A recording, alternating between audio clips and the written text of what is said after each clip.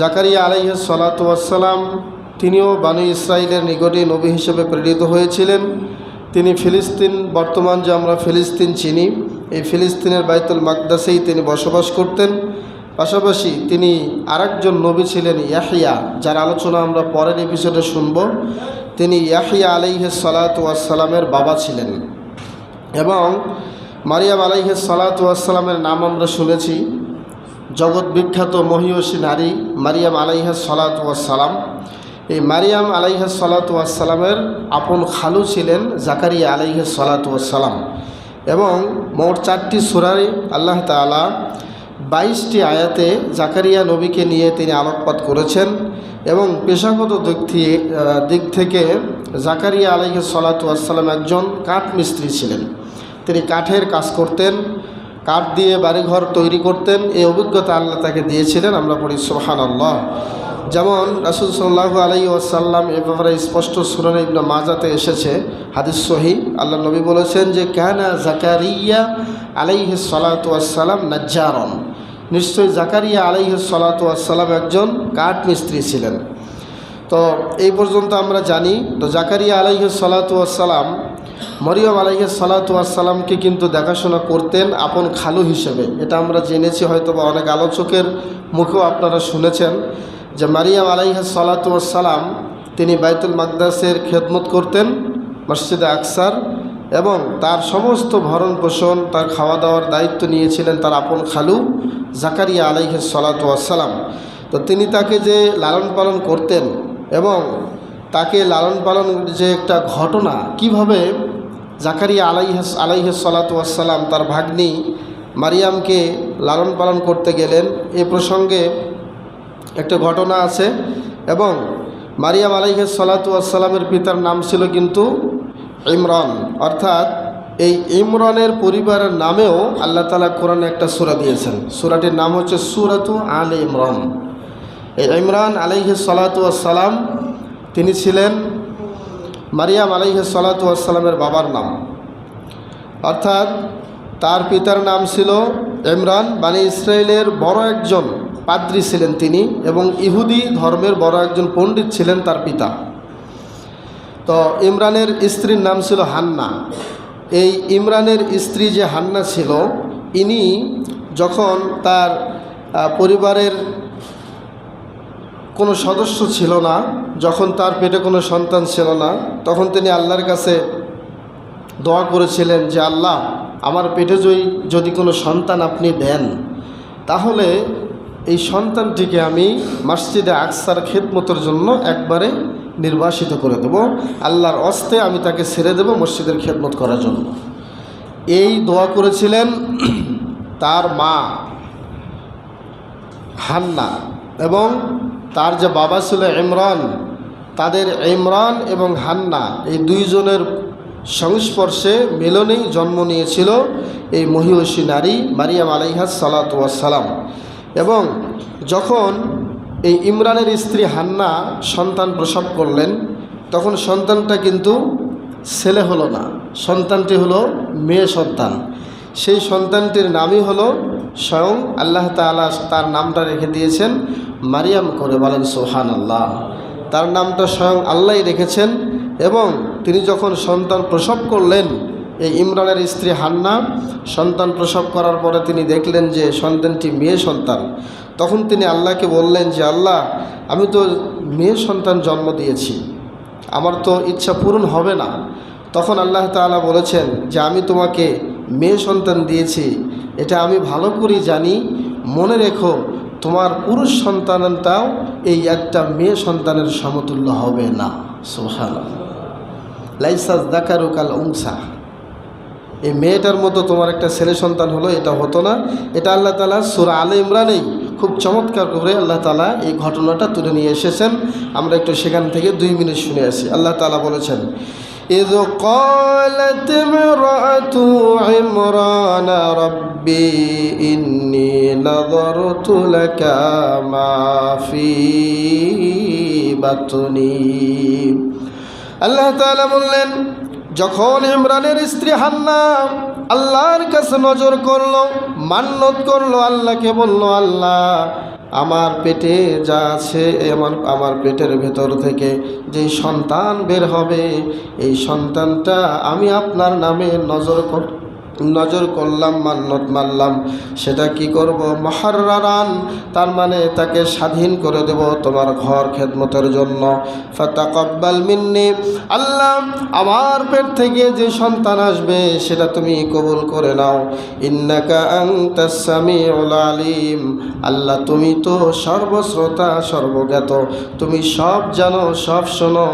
আমার পেটের ভেতরে যেই সন্তান আছে সন্তানটাকে তুমি কবুল করে নাও। এইভাবে ইমরানের স্ত্রী হান্না তিনি দোয়া করতেছিলেন। আল্লাহ তাআলা বললেন, ফালাম্মা ওয়াদাআতহা, যখন হান্না যখন সন্তান প্রসব করল, ক্বালাত, তখন ওই হান্না বলল, রব্বি ইন্নী ওয়াদাতুহা উনসা, হায় আল্লাহ তাআলা সন্তান তো আমি মেয়ে সন্তান জন্ম দিলাম, সন্তানটা মেয়ে সন্তান হলো। আল্লাহু আ'লামু বিমা ওয়াদাআত, আল্লাহ তাআলা পরের বাক্যে বললেন, ইমরানের স্ত্রী হান্নারে তোমার বলতে হবে না, তুমি কি সন্তান জন্ম দিয়েছো তোমার বলার কোনো প্রয়োজন নাই, স্বয়ং আল্লাহ রব্বুল আলামিন ভালো করেই জানে তুমি কি সন্তান জন্ম দিয়েছো, এটা তোমার বলতে হবে না। আল্লাহ জানেন যে তুমি কি সন্তান জন্ম দিয়েছো। ওয়ালাইসা যাকারু কাল উনসা, মনে রেখো যে মেয়ে সন্তান আমি আল্লাহ তোমাকে দিয়েছি এই মেয়ে সন্তানটা কখনোই তুমি হিসাব করতে পারবে না যে একজন ছেলে সন্তান এই মেয়ে সন্তানের মতো হতে পারবে না, এটা মনে রেখো। এরপরে আমি আরো বলছি, ওয়া ইন্নী সাম্মাইতুহা মারিয়াম, হে ইমরানের স্ত্রী হান্না তুমি শুনে নাও, তোমাকে নাম রাখতে হবে না, তোমার এই মেয়ে সন্তানটার নাম আমি স্বয়ং আল্লাহ রেখে দিলাম, মরিয়ম নামটা আমি রেখে দিলাম, আমি আল্লাহ নিজেই মরিয়ম করে নামটা রেখে দিলাম। এরপরে শোনো, ওয়া ইন্নী উঈযুহা বিকা ওয়া যুররিয়াতাহা মিনাশ শাইতানির রাজিম, নিশ্চয়ই আমি আল্লাহ আমি নিজে তোমার এই সন্তানকে এবং তোমার এই সন্তানের যারা পরবর্তীতে যত সন্তানাদি হবে অর্থাৎ তোমার নাতিপুতি যারা হবে সব নাতিপুতিদেরকে পর্যন্ত তোমার এই মরিয়ম সন্তানটা থেকে পর্যন্ত কোনো রকমের শয়তান তাদেরকে স্পর্শ করতে পারবে না। সুবহানাল্লাহ, কোনো শয়তান তাদের ধারে কাছে আসতে পারবে না। শয়তানদের থেকে আমি তোমার সন্তান মরিয়মকে এবং মরিয়মের যেই সন্তানরা আসবে তাদের থেকেও আমি ইবলিসকে শয়তানকে দূরে রাখবো বলি সুবহানাল্লাহ। এরপরে আল্লাহ তাআলা বললেন, ফাতাকাব্বালাহা রাব্বুহা বিকবুলিন হাসানিন, আল্লাহ তাআলা তার এই মান্যটা তার এই সন্তানটাকে খুব সুন্দরভাবে গ্রহণ করলেন। ওয়া আম্বাতাহা নাবাতান হাসানা, মারিয়াম আলাইহিস সালাতু ওয়াস সালাম যেখানে জন্ম নিয়েছিলেন তার আশপাশে আল্লাহ সবুজ কিছু ঘাস তিনি জন্মিয়ে দিয়েছিলেন। ওয়া কাফফালাহা যাকারিয়া, এবং যাকারিয়া আলাইহিস সালাতু ওয়াস সালাম তাকে দেখভালের দায়িত্ব নিলেন। এবং তাহলে শেষে এসে আমরা যেটা পেলাম সেটা হলো মারিয়াম আলাইহিস সালাতু ওয়াস সালামকে দেখাশোনার দায়িত্ব কে নিলেন? তার খালু যাকারিয়া আলাইহিস সালাতু ওয়াস সালাম। এটা কি আমাদের কথা নাকি সরাসরি আল্লাহর কথা? আল্লাহর কথা। আল্লাহ নিজেই বলেছেন, ওয়া কাফফালাহা যাকারিয়া, মারিয়ামকে দেখাশোনার দায়িত্ব নিলেন তার খালু যাকারিয়া। এবং এই যাকারিয়া আলাইহিস সালাতু ওয়াস সালাম যে কীভাবে মারিয়াম আলাইহিস সালাতু ওয়াস সালামের দেখাশোনার দায়িত্ব পেলেন আমরা জানি। মারিয়ামের পিতার নাম ছিল ইমরান, আমরা একটু আগেই জানলাম। তো তাদের ফ্যামিলির নামে যে কোরআনে আল্লাহ একটা সূরাও দিয়েছেন, ওই সূরা এবং আল্লাহ তাআলা অন্য অন্য জায়গায় বিভিন্ন আয়াতে মারিয়াম আলাইহিস সালাতু ওয়াস সালাম সম্পর্কে কিছু কথা তিনি ডেলিগেট করেছেন। এবং সূরা আলে ইমরানে স্পষ্টই তার ব্যাপারে তিনি অনেক আলোকপাত করেছেন। তো মারিয়াম আলাইহিস সালাতু ওয়াস সালাম যখন জন্ম নিল এবং বাইতুল মাকদাসের জন্য নির্দিষ্ট করা হলো, তখন কে তাকে দেখাশোনা করবে, কে তার দায়িত্ব নেবে, এই জন্য এ নিয়ে সবার মাঝে একটা ঝগড়া শুরু হয়ে গেল। কারণ সবার একজন পাদ্রী, সবার মধ্যে একজন বিজ্ঞ আলেম ছিল ইমরান, অর্থাৎ মরিয়মের বাবা। এখন একজন পাদ্রী, তাদের ইহুদি ধর্মের একজন পণ্ডিতের মেয়ে, হ্যাঁ, তাকে দেখাশোনা করার দায়িত্ব নেওয়ার জন্য সবাই আগ্রহী। সবাই বলতেছে যে আপনি আমাকে দেন, উনি বলতেছেন আপনি আমাকে দেন, উনি বলতেছেন আপনার মেয়েটাকে আমার হাতে উঠাইয়া দেন, আমি সব কিছু করবো। এরকম একটা ঝগড়া তৈরি হলো। এ নিয়ে সবার মাঝে যখন এরকম টানা হেঁচড়া হচ্ছিল, তখন মারিয়াম আলাইহিস সালাতু ওয়াস সালামের এই দেখভালের জন্য এরকম টানা হেঁচড়ার কারণ যেটা আমি বললাম সেটা হচ্ছে তিনি একজন পাদ্রীর মেয়ে ছিলেন, ইহুদি বড় পণ্ডিতের মেয়ে ছিলেন। তো সবাই যখন দায়িত্ব নিতে চাইল, সবার মাঝে এবার একটা লটারি করা হলো। সেই লটারিতেও বারবার তার খালু জাকারিয়া আলাইহিস সালাতু ওয়াস সালামের নামটা উঠে এসেছিল এবং এই ঘটনাটি আল্লাহ তাআলা সূরা আলে ইমরানে স্পষ্ট তুলে ধরেছেন। এই লটারি সিস্টেমটাও আল্লাহ তাআলা বলেছেন, ইয ইউলকুনা আকলামাহুম আইয়ুহুম ইয়াকফুলু মারিয়াম ওয়া মা কুনতা লাদাইহিম ইয ইয়াখতাসিমুন। আল্লাহ তাআলা আমাদের নবীকে বলছেন যে দেখো, যখন তারা তাদের কলমগুলো সাগরে নিক্ষেপ করছিল, সাগরে নিক্ষেপ করতেছিল কেন? আইয়ুহুম ইয়াকফুলু মারিয়াম, কে তাদের মাঝে মারিয়ামকে লালন পালন করবে, মারিয়ামকে দেখাশোনা কে করবে, এই জন্য তারা তাদের কলমকে সাগরে নিক্ষেপ করেছিল। ওয়া মা কুনতা লাদাইহিম ইয ইয়াখতাসিমুন। সাগরে কেন কলম নিক্ষেপ করলে এটা আমি একটু পরে বলতেছি, খুলে বললেই বুঝতে পারবেন। এরপরে আল্লাহ বলছেন, ওয়া মা কুনতা লাদাইহিম ইয ইয়াখতাসিমুন, আপনি কিন্তু তাদের কাছে ছিলেন না যখন তারা ঝগড়া করতেছিল যে কে মরিয়মকে লালন পালন করবে। হে নবী, আমি তোমাকে জানিয়ে দিলাম। তো প্রত্যেককে কলম নিক্ষেপ করবে, যার যার কলম তোলা হবে সে নিজ দায়িত্বেই সে কলমটা ধরতে পারবে। তো এখানে একটা নিয়ম ছিল, তাফসীর ইবনে কাসিরের মধ্যে আসছে, তারা সিদ্ধান্ত নিল তারা যেই কলম দিয়ে তাওরাত লিখত এই কলমটাই তারা সাগরে নিক্ষেপ করবে এবং স্রোত যে সাগরে আছে, যেই সাগরে অনর্গল স্রোত চলতেছে, এই সাগরে তারা তাদের কলমগুলো নিক্ষেপ করবে। এবং যেই সাগরে তারা কলম নিক্ষেপ করেছিল, তাফসীর ইবনে কাসিরের মধ্যে এসেছে ওই সাগরটির নাম ছিল জর্ডান। যেই নদী আছে, জর্ডানের যে বাহার যে সাগরটি আছে, এই জর্দান নদীতেই তারা নিক্ষেপ করেছিল। এবং তাদের মধ্যে এই নিয়মটা তারা করে ফেললো যে এই সাগরের স্রোতের সাথে যার কলম ভেসে যাবে, সাগরের পানির সাথে যার কলম ভেসে চলে যাবে, সে মরিয়মকে দেখভালের দায়িত্ব নিতে পারবে না। আর যার কলমটা স্রোতে ভাসবে না, ওখানেই থাকবে, সেই ব্যক্তি মরিয়মকে দেখাশোনার দায়িত্ব নেবে। এইভাবে তারা একটা ফয়সালায় আসলো এবং দেখা গেল সবাই যখন কলম নিক্ষেপ করতেছিল স্রোতে, তখন একমাত্র সবার কলমগুলোই স্রোতের সাথে ভেসে চলে গেল, একমাত্র যার কলমটা ওখানে সুন্দর করে স্থির ছিল সেই কলমটি হলো জাকারিয়া আলাইহিস সালাতু ওয়াস সালামের কলম। সুবহানাল্লাহ। এর কারণে মারিয়াম আলাইহিস সালাতু ওয়াস সালামকে তিনি দেখভালের দায়িত্ব পেয়ে গেলেন, যেহেতু তার কলমটা ভাসমান হলো না, স্থির থাকলো। এইখান থেকেই এভাবেই তিনি মারিয়াম আলাইহিস সালাতু ওয়াস সালামের দেখাশোনার দায়িত্ব পেয়ে গেলেন। তো মারিয়াম আলাইহিস সালাতু ওয়াস সালাম বাইতুল মাকদিস দেখাশোনা করতেন, তিনি ঝাড়ু দিতেন, বাইতুল মাকদিসটা পরিষ্কার রাখতেন, ফিলিস্তিনের মসজিদে আকসার পরিষ্কার করার সৌভাগ্য তিনি অর্জন করলেন। এবং সবসময় যখনই সুযোগ পেতেন বাইতুল মাকদাস পরিষ্কার করা শেষ, আবার আল্লাহর ইবাদতে তিনি ঝাঁপিয়ে পড়তেন। মোট কথা, কখনোই তিনি অলসতার সময় কাটান নাই এবং তাকে দেখাশোনা করার জন্য প্রায়ই এই মসজিদে আকসায় আসতেন তার খালু জাকারিয়া আলাইহিস সালাতু ওয়াস সালাম। এবং একদিন একটা আজব ঘটনা ঘটল। তিনি তার ভাগ্নিকে নিয়মিত দেখতে আসতেন এবং কিছু খাদ্য নিয়ে আসতেন। তো হঠাৎ করে তার ভাগ্নি মারিয়ামের কাছে এসে কিছু ফল দেখতে পেলেন, যেই ফলগুলো সচরাচর পাওয়া যায় না, যেই খাবারগুলো সচরাচর দেখা যায় না। এই খাবারগুলো যখন তিনি ভাগ্নির কাছে দেখলেন, দেখে বললেন, অর্থাৎ তিনি শীতকালে আসলে গ্রীষ্মকালীন কিছু ফল দেখলেন এবং গ্রীষ্মকালে আসলে শীতকালীন কিছু ফল তিনি দেখতে পেলেন। ভাগ্নিকে জিজ্ঞেস করলেন যে, ভাগ্নি, এগুলো কোথা থেকে আসছে, এগুলো তুমি কোত্থেকে পাও, কে দেয় এগুলো? তো এই কথাকেও আল্লাহ তাআলা সূরা আলে ইমরানে সুন্দর করে তুলে ধরেছেন, বলেন সুবহানাল্লাহ। তার মাঝে এবং তার ভাগ্নির মাঝে যে কি কথা হয়েছিল, এটা আল্লাহ কোরআনের আয়াত আকারে আমাদের জন্য কোরআনে তিনি উল্লেখ করেছেন। সুবহানাল্লাহ।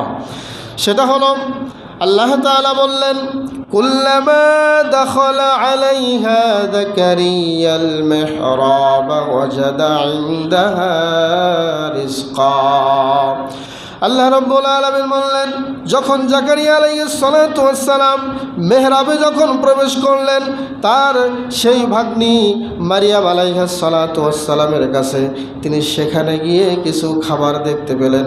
ক্বালা ইয়া মারিয়াম, তিনি বললেন, হে আমার ভাগ্নি মারিয়াম, আন্না লাকি হাযা, এগুলো কোত্থেকে পাইলে, কোত্থেকে আসলো? ক্বালাত হুয়া মিন ইনদিল্লাহ, খালু এগুলো হচ্ছে আল্লাহর পক্ষ থেকে। বলেন সুবহানাল্লাহ। আল্লাহ এগুলো আমাকে খাবার দিয়েছেন। কখন দিয়ে গিয়েছেন, কোন দিক দিয়ে আসছে আমি কিছুই জানি না, শুধু এইটুকু জানি আমার কাছে কেউ আসে নাই, কিন্তু ফলগুলো এখানে উপস্থিত আছে এটা আমি দেখতে পেয়েছি। অনেকে না জানাতেই, অনেক সময় না দেখতেই আমি এই ফলগুলো সামনে পেয়ে যাই। বলেন সুবহানাল্লাহ। এই ফলগুলো একমাত্র আল্লাহর পক্ষ থেকে।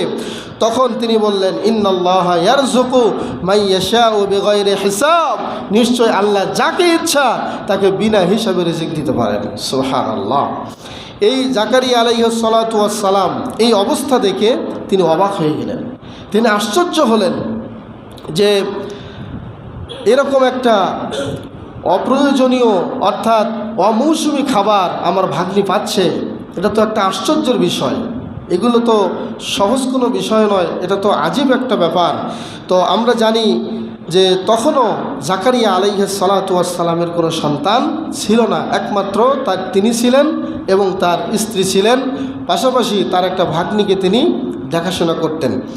তো তিনি বৃদ্ধ ছিলেন, এমন বয়স হয়েছিল, ওই বয়সেও, বৃদ্ধ বয়সেও তার কোনো সন্তান যেহেতু আসে নাই, তাই ওনার সন্তান নাই এই মুহূর্তেও, এই বৃদ্ধ বয়সেও যখন তিনি দেখলেন যে মারিয়াম আলাইহিস সালাতু ওয়াস সালামের কাছে অমৌসুমি কিছু ফল দেখা যায় এবং মারিয়াম নিজেই জবাব দিল যে এটা আল্লাহর পক্ষ থেকে, তখন ওনার অন্তরের মধ্যে একটা টেন্ডেন্সি চলে আসলো যে আল্লাহ তো সব কিছু পারেন, আল্লাহ সব কিছুর উপরে ক্ষমতা রাখেন। আমার ভাগ্নিকে যিনি অমৌসুমি ফল খাওয়াতে পারেন, তাহলে এই বৃদ্ধ বয়সে আমারও আশা আছে আল্লাহ আমাকে সন্তান দেবেন ইনশাআল্লাহ। এই ভরসা রেখে তিনি ভাগ্নির এই অবস্থা দেখে তিনি আল্লাহর কাছে এই বৃদ্ধ বয়সেও তিনি সন্তান দিতে পারেন বলে তিনি আল্লাহর কাছে দোয়া শুরু করলেন। তিনি একটু মোটিভেটেড হলেন যে কিভাবে আল্লাহর কাছে দোয়া করলে আমি আল্লাহর কাছ থেকে আমার সন্তানটা পেতে পারবো।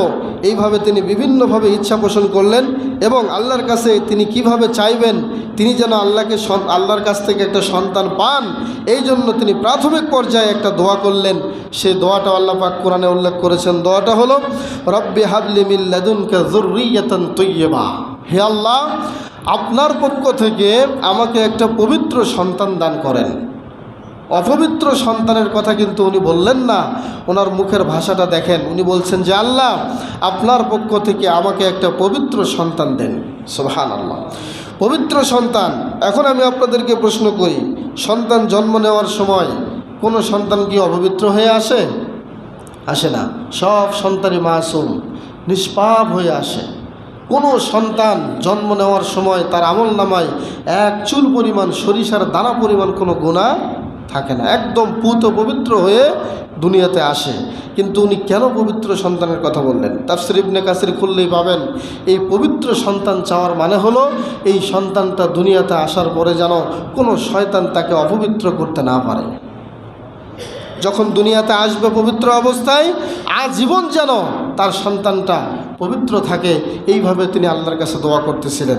সম্মানিত উপস্থিতি, তিনি সূরা আম্বিয়াতে এসেছে, তিনি আরও দোয়া করছিলেন, রব্বি লা তাযারনি ফারদাও ওয়া আনতা খায়রুল ওয়ারিসিন, আল্লাহ আমার পরিবারের, আমার ঔরসের মধ্যে কোনো ঔরস খাওয়ার মতো কেউ আর নাই, আমার সম্পদ ভোগ করার মতো কেউ নাই, আল্লাহ তুমিই তো উত্তম ওরস দানকারী, আমাকে একটা সন্তান দেন যাতে পরবর্তীতে আমার সন্তান আমার এই সম্পদগুলো তোমার রাস্তা থেকে শুরু করে সব সঠিক রাস্তায় যেন সম্পদগুলো ব্যয় করতে পারে, এরকম একটা সন্তান তুমি আমাকে দাও। এভাবে দোয়া করছেন। এবং সূরা মারিয়ামে এসেছে অন্যভাবে, ইজ নাদা রব্বাহু নিদাআন খাফিয়া, তিনি একা একা আল্লাহর কাছে ভীত হয়ে একা একা কান্না কণ্ঠে আল্লাহর কাছে দোয়া করছিলেন যে আল্লাহ একটা সন্তান আমার দাও, আমার একটা সন্তান আমি চাই। তার দোয়া যে কত প্রাঞ্জল ছিল, দোয়া যে কত সুমধুর ছিল। আল্লাহ তাআলা তার কথাটাকে এত পছন্দ করেছেন, তার দোয়াগুলোকে এত ভালোবেসেছেন। এত পছন্দ করার কারণে আল্লাহ তাআলা তার দোয়ার কথাগুলো কোরআনের আয়াত আকারে কোরআনে আল্লাহ গাইড করেছেন। বলেন সুবহানাল্লাহ। তিনি বলেছিলেন, ক্বালা রাব্বি ইন্নী ওয়াহানাল আযমু মিন্নী ওয়াশতাআলার রাসু শাইবা।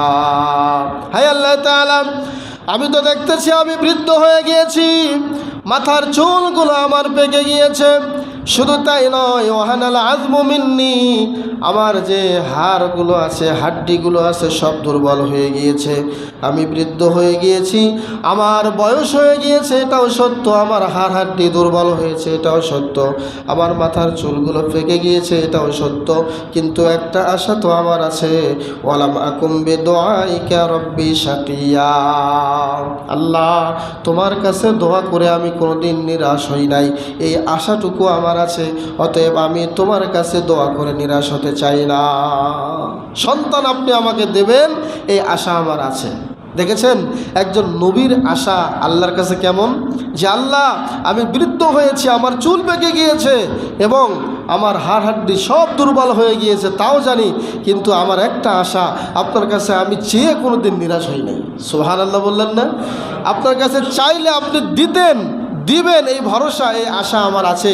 এরপরে তিনি আরও বলেছেন, ওয়া ইন্নী খিফতুল মাওয়ালি মিন ওয়ারাই।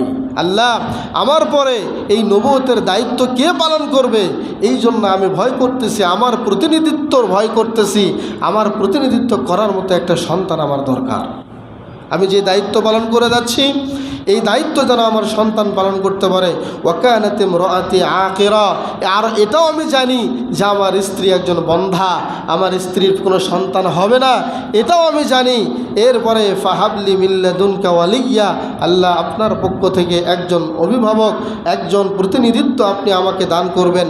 আল্লাহ তাআলা বললেন ফাস্তাজাবনা লাহ, আল্লাহ সাথে সাথে জবাব দিলেন যে ঠিক আছে, যা, আমি তাকে সাড়া দিলাম, তোমাকে একটা সন্তান আমি দান করবো। বলেন সুবহানাল্লাহ। ওয়াহাবনা লাহু ইয়াহইয়া, আল্লাহ পাক তার সন্তানের নাম নিজেই রেখে দিলেন। আল্লাহ পাক বললেন আমি তাকে দান করলাম ইয়াহইয়া আলাইহিস সালাতু ওয়াস সালামকে। সুবহানাল্লাহ। তাহলে জাকারিয়ার সন্তানকে ইয়াহইয়া আলাইহিস সালাতু ওয়াস সালাম। আল্লাহ পাক সরাসরি এই জাকারিয়া আলাইহিস সালাতু ওয়াস সালামের সন্তানের নাম আল্লাহ নিজেই রেখেছেন। ওয়া আসলাহনা লাহু যাওজা, এরপর আল্লাহ তাআলা বলেছেন তার পরিবারের, তার স্ত্রীর সব কিছু সমস্যা আমি আল্লাহ সমাধান করে দিয়েছি। সুবহানাল্লাহ। সম্মানিত উপস্থিতি, এই সুসংবাদটা কখন আসছিল? তিনি যে সন্তানের মালিক হচ্ছেন, এই সুসংবাদটা কখন আসছিল? এই সময়টা ছিল, সেটা কোন সময়, এই সময়টার ব্যাপারেও কোরআনে স্পষ্ট আয়াত এসেছে যে কোন সময় তিনি সন্তান পাওয়ার সুসংবাদ পেয়েছিলেন। ওই সময়টা ছিল যখন তিনি একা একা নির্জনে আল্লাহর কাছে কেঁদে কেঁদে একা একা মেহরাবে দাঁড়িয়ে সালাত আদায় করতেছিলেন। সুবহানাল্লাহ। আমরা বিপদ আপদে পড়লে ফেসবুকে স্ট্যাটাস, বন্ধু বান্ধবের কাছে দৌড়ে যাই, অনেক কিছু করি, কিন্তু বিপদে পড়লেই সলাতে দাঁড়িয়ে 2 রাকাত সলাতে দাঁড়িয়ে যে কাঁদবো, এই স্বভাবটা আমাদের নেই। হ্যাঁ, আমার জ্বর হয়েছে, আমি অনেক জ্বরে ভুগতেছি, 3 দিন ধরে জ্বরে ভুগতেছি, সবাই দোয়া করবেন, সবাই লিখে গেল আমিন, এই পর্যন্তই শেষ। আল্লাহ তোমাকে সুস্থতা দান করুক। কিন্তু সমস্ত বন্ধু বান্ধব বলেন আর দুনিয়ার সমস্ত ব্যক্তির চেয়ে সবার দোয়া একদিকে, আর আল্লাহ তাআলার যদি একটা ডাক খালি আপনি আল্লাহকে ডাকেন, আর ওই ডাকটা যদি আল্লাহ পাক কবুল করেন, হাজারো বন্ধুর কোনো দোয়ার কোনো প্রয়োজন হবে না। এজন্য জাকারিয়া আলাইহিস সালাতু ওয়াস সালাম যখন সন্তানের সুসংবাদ পেয়েছিলেন, তখন তিনি সলাতরত অবস্থায় ছিলেন। এটা আল্লাহ তাআলা সুন্দর করে কোরআনে গাইড করেছেন। আল্লাহ পাক বলেছেন ফানাদাতুহুল মালাইকা ওয়া হুয়া কায়িমুন ইউসাল্লি ফিল মিহরাব, ফেরেশতা তাকে আহ্বান করলো, ডাক দিল, হে জাকারিয়া, তোমাকে সন্তানের সুসংবাদ দিয়েছেন আল্লাহ। আল্লাহ তাআলা বলেছেন তখন এই ডাকটা সে কখন শুনেছিল? ওহুয়া কায়িমুন ইউসাল্লি ফিল মিহরাব, সে যখন মেহরাবে দাঁড়িয়ে একা একা সালাত আদায় করতেছিল। সুবহানাল্লাহ। ইন্নাল্লাহা ইউবাশশিরুকা বিয়াহইয়া, হে জাকারিয়া, আল্লাহ তাআলা তোমাকে ইয়াহইয়া সন্তানের সুসংবাদ দিচ্ছেন। কলা, তখন তিনি আবার ওই ফেরেশতাকে বলতেছিলেন, কলা, হে ফেরেশতা, তিনি বলছিলেন যে আন্না ইয়াকুনা লি গোলাম, আমার আবার সন্তান কেমনে হবে? ওয়াকানাত ইমরাতি আকিরা, আমার স্ত্রী তো বন্ধা। ওয়াকাদ বালাগতু মিনাল কিবারি ইতিয়া, আমি একবারে বয়সের শেষের দিকে চলে এসেছি, আমার সন্তান কেমনে হবে? আমার স্ত্রী বন্ধা, আমার একদম বয়স শেষের দিকে। সাথে সাথে ফেরেশতা জবাব দিলেন, ক্বালা কাযালিক, এইভাবেই সম্ভব, এটাই সম্ভব, আল্লাহ তাআলা চাইলে সব কিছু সম্ভব। এই কথা বলার পরে ক্বালা রাব্বুকা হুয়া আলাইয়া হাইয়্যুন, তখন ওই ফেরেশতা তিনি সরাসরি জাকারিয়া আলাইহিস সালাতু ওয়াস সালামকে আবার বলছে যে তোমার রব, তিনি জবাব দিচ্ছেন হুয়া আলাইয়া হাইয়্যুন, এটা আমার উপরে, আমি আল্লাহর উপরে অনেক সহজ, আমি বুড়া বয়সেও সন্তান দিতে পারি। সুবহানাল্লাহ, এটা আল্লাহ জবাব দিচ্ছেন, হে জাকারিয়া তুমি শুনে রেখো, ওয়াকাদ খালাকতুকা মিন ক্বাবলু ওয়া লাম তাকু শাইআ, আমি যে তোমাকে সৃষ্টি করেছি তুমি কিন্তু কিছুই ছিলে না, তোমাকে আমি কোনো নমুনা ছাড়াই সৃষ্টি করেছি, তোমাকে সৃষ্টি করতে আমার কারো পরামর্শ নিতে হয় নাই। ঠিক তুমি জাকারিয়া, তোমাকে যেমন সৃষ্টি করেছি, ঠিক তোমার সন্তান ইয়াহইয়াকেও আমি ওইভাবেই সৃষ্টি করে তোমাদের ঔরসে আমি তোমাকে দুনিয়াতে নিয়ে আসবো। এরপরে তিনি বললেন, আল্লাহকে ডাক দিয়ে বললেন, ক্বালা রব্বি যে আল্লি আয়া, আল্লাহ আমার যে সন্তান হবে আমাকে একটা নিদর্শন দেখান, আমি এই নিদর্শন দেখে বুঝবো যে সত্যি সত্যি আমার একটা সন্তান আসতেছে, তার নাম হচ্ছে ইয়াহইয়া। তখন আল্লাহ তাআলা বললেন, ক্বালা আয়াতুকা আল্লা তুকাল্লিমান নাসা সালাসা লায়ালিন সাবিয়্যা, আমি বলছি তুমি টানা 3 দিন কারোর সাথে কথা বলতে পারবে না, কথা বলার চেষ্টা করলেও তোমার মুখ দিয়ে কোনো কথা আসবে না। সুবহানাল্লাহ বললেন না? উনি হাজারো চেষ্টা করে টানা 3 দিন কারোর সাথে কথা বলতে পারেন নাই, এটাই ছিল তার সন্তান দুনিয়াতে আগমনের সুসংবাদ। বলেন সুবহানাল্লাহ। তো ঠিক এভাবেই আল্লাহ তাআলা জাকারিয়া আলাইহিস সালাতু ওয়াস সালামকে তার মনের বাসনা পূরণ করেছেন এবং তার হৃদয়টাকে সিক্ত করেছেন সন্তানের ভালোবাসায়, এবং তার দোয়াও আল্লাহ কবুল করেছেন এবং তাকে ইয়াহইয়া নামে সন্তান দান করেছেন, যার ব্যাপারে আমরা পরবর্তী ভিডিওতে শুনবো ইনশাআল্লাহ। সম্মানিত উপস্থিতি, আমরা একেবারে খুতবার শেষ প্রান্তে চলে এসেছি। জাকারিয়া আলাইহিস সালাতু ওয়াস সালামের এই সন্তান পাওয়ার পরে তার দাওয়াতের যে জায়গা, দাওয়াতের ব্যাপারে যদি বলতে হয় তাহলে কোরআনের দিকে তাকালে আমরা দেখি যে ওনার দাওয়াতের ব্যাপারে স্পেশালি কোনো কথা আল্লাহ তাআলা কোরআনে আলোচনা করেন নাই। তবে আমরা জানি যে সকল নবীরাই আল্লাহ রব্বুল আলামিনের পক্ষ থেকে তার দ্বীনের দাওয়াত দিয়েছেন, তাওহীদের দাওয়াত দিয়েছেন, এটা অস্বীকার করার কোনো সুযোগ নাই। যদিও কোরআনে স্পষ্ট ওইভাবে কোনো দাওয়াতের রূপরেখা বলা হয় নাই, এটা স্বীকার করতে হবে যে আল্লাহ তাআলার পক্ষ থেকে সকল নবী রাসূলই আল্লাহর দাওয়াত দিয়েছেন, ইসলামের দাওয়াত দিয়েছেন। এ দাওয়াত দিতে গিয়ে পূর্ববর্তী নবীদের মতো জাকারিয়া আলাইহিস সালাতু ওয়াস সালামও প্রত্যাখ্যাত হয়েছেন, জুলুমের শিকার হয়েছেন। এক পর্যায়ে তার কওমের লোকেরাই জাকারিয়া আলাইহিস সালাতু ওয়াস সালামকে হত্যা পর্যন্ত করেছিল। বলেন নাউজুবিল্লাহ।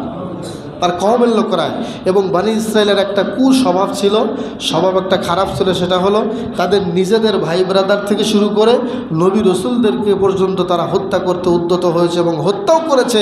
অনেক নবীকে আল্লাহ তাআলা কোরআনে স্পষ্ট আয়াতও বলেছেন, ওয়ায়াকতুলুন আন-নাবিয়্যিনা বিগাইরিল হক। বনী ইসরাইলের একটা স্বভাব হলো তারা অন্যায়ভাবে অনেক নবীকে তারা হত্যা করেছে। বলেন নাউজুবিল্লাহ। সম্মানিত উপস্থিত, কীভাবে জাকারিয়া আলাইহিস সালাতু ওয়াস সালাম শহীদ হলেন, হত্যা হলেন, এই বিষয়ে আমরা একটু শুনি। কোরআন হাদিসে স্পষ্ট কোনো কিছু পাওয়া না গেলেও খ্রিস্টান ট্র্যাডিশনে কিছু কথা উল্লেখ পাওয়া যায় এবং বিভিন্ন তাফসিরের কিতাবেও পাওয়া যায়। অনেক মুফাসসিরিন তারা বলেছেন যে মারিয়াম আলাইহিস সালাতু ওয়াস সালাম যখন ঈসা আলাইহিস সালামকে পিতা ছাড়া জন্ম দিলেন, অর্থাৎ আমরা জানি ঈসা আলাইহিস সালাম দুনিয়াতে যখন আসছিলেন তখন তার মা মারিয়ামের কোনো স্বামী ছিল না, আল্লাহর পক্ষ থেকেই আল্লাহ সেই সন্তানটি দিয়েছিলেন। তো এই ঘটনা ঘটার পরে পৃথিবীতে যখন ঈসা আলাইহিস সালাতু ওয়াস সালাম এলেন, তখন ইহুদিরা ষড়যন্ত্র করলো, যে একটা অপবাদ রটাতে শুরু করলো যে মারিয়ামের সাথে তার খালু জাকারিয়া আলাইহিস সালাতু ওয়াস সালাম এর অবৈধ সম্পর্ক ছিল, যেটা শয়তানও বিশ্বাস করবে না। বলেন নাউজুবিল্লাহ। এই অপবাদ দিয়ে তারা জাকারিয়া আলাইহিস সালাতু ওয়াস সালামকে কয়েদের মধ্যে, অর্থাৎ জেলখানার মধ্যে আবদ্ধ করলো। তারা এই ফন্দিতে জাকারিয়াকে তারা বন্দি করে তারা এই জেলখানার ভেতরেই তারা জাকারিয়া আলাইহিস সালাতু ওয়াস সালামকে হত্যা করে ফেলে, বলেন নাউজুবিল্লাহ। এটা একটি বর্ণনা পাওয়া যায়। আরেকটি বর্ণনা পাওয়া যায়, সেটা হলো জাকারিয়া আলাইহিস সালাতু ওয়াস সালামের সন্তান ইয়াহইয়াকেও তারা হত্যা করেছিল, যেটা আমরা পরের শুধু হত্যা নয়, তারা শির উচ্ছেদ করেছিল, তারা মাথাটা দ্বিখণ্ডিত করে দেহ থেকে মাথাটা ভাগ করে ফেলেছিল, বলেন নাউজুবিল্লাহ। এটা আমরা পরের এপিসোডে শুনবো ইয়াহইয়া নবীর ঘটনায়, জীবনীতে। তো ওই সময় একটা বাদশাহ ছিল, সে বাদশার নাম ছিল হিরোদোস। এই হিরোদোস নামে একজন বাদশাহ, সে অনেক জালেম ছিল, অনেক স্বৈরাচারী ছিল। এই বাদশাটি তিনি জাকারিয়া আলাইহিস সালামকে এক জালেমের বাহিনীর হাতে উঠিয়ে দিয়েছিলেন।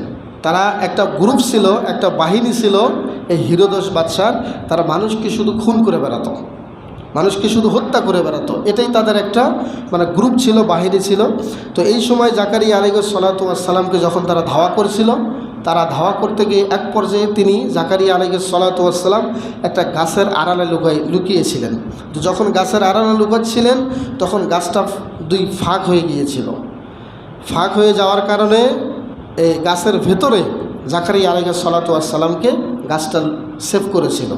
তো শয়তান তার একটা কাপড়ের অংশ টেনে ধরেছিল, যাতে ইহুদিরা বুঝতে পারে যে এখানে জাকারিয়া লুকিয়ে আছে। এই কাপড়ের একটা অংশ থাকার কারণে তারা সন্দেহমূলকভাবে ঠিক করাত নিয়ে তারা দুইজনে গাছের দুই পাশ থেকে তারা করাত দিয়ে ফাড়তে ফাড়তে জাকারিয়া আলাইহিস সালাতু ওয়াস সালামকেও এই করাতের আঘাতে তারা দ্বিখণ্ডিত করেছে বলে একটা ঘটনা পাওয়া যায়। আল্লাহু আ'লাম বিসওয়াব, আল্লাহ তাআলাই ভালো জানেন। তো এই পাষণ্ডরা তারা জাকারিয়া নবীকে এইভাবে হত্যা করতেও তারা দ্বিধাবোধ করে নাই। এইভাবেই তারা, এগুলো খ্রিস্টান ট্রেডিশনও আছে এবং ইহুদিদের কিছু ট্রেডিশনও পাওয়া যায়। তো হাদিসে এ ব্যাপারে কিছু বলা হয়নি, তবে কোরআনে কিন্তু এটা স্পষ্ট আছে যে বানি ইসরাঈলেরা তারা নবীদেরকে কী করত? অন্যায়ভাবে হত্যা করত। এই আয়াতই স্পষ্ট প্রমাণ করে যে বানি ইসরাঈলদের এই স্বভাবটা ছিল, তারা হত্যা করতেও পারে। তো যাই হোক, আমরা ঐতিহাসিক ঘটনা সত্য বা মিথ্যা যাই হোক না কেন, তারা যে নবীদের হত্যাকারী ছিল এটা বাস্তবে এতে কোনো সন্দেহ নাই। সম্মানিত উপস্থিতি, এই পর্যন্তই তার লাইফস্টাইল পাওয়া যায়।